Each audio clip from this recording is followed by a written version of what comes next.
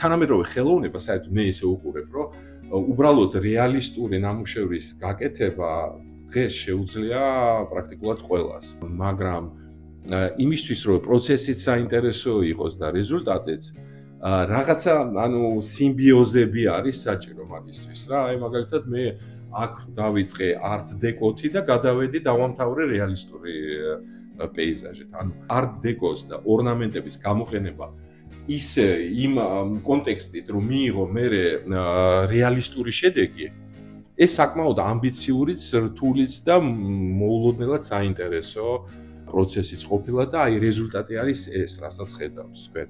ეს არის სერია ნამუშევრების და შეიძლება მე თქვან რომ ეს საერთოდ ჩემი ხელწერაც, ან ჩემი რაღაც ფიშკაც იყოს, რომ ასე არავინ არ მუშაობს.